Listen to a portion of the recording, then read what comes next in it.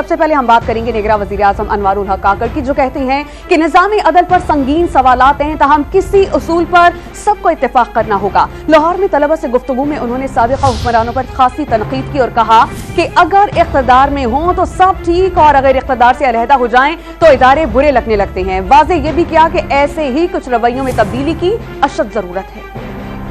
جو پورا کا پورا نظام عدل ہے، اس پہ بڑے سنگین سوالات ہیں، اور جب تک اس نظام عدل کو ہم ایڈریس نہیں کریں گے، اس میں کسی کا ابا ہو یا کسی کی اماں ہو یا کسی کی باجی ہو یا وہ خود ہو، محفوظ رہنا مشکل ہے۔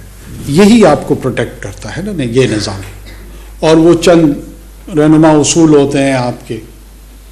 مسئلہ یہی ہے کہ قاسم کے ابا جب خود ہوتے ہیں نا تو ان کو حمید کی اماں بالکل نظر نہیں آ رہی ہوتی، وہ ناؤنس کے جھگڑے میں پھنس جاتے ہیں۔ جب تک میں ہوں آج تو مجھے سب کچھ درست نظر آ رہا ہے، جب کل آپ اس جگہ پہ ہوں گی تو وہ مجھے درست نظر نہیں آ رہا ہوگا۔ ایک تو اس رویے سے تبدیل کی ضرورت ہے، اور سیٹلڈ ہونا ہوگا اصولوں پہ، پرنسپلز پہ، کہ چاہے اس کا اطلاق مجھ پہ ہو یا آپ پہ ہو، پھر وہ یکساں ہو۔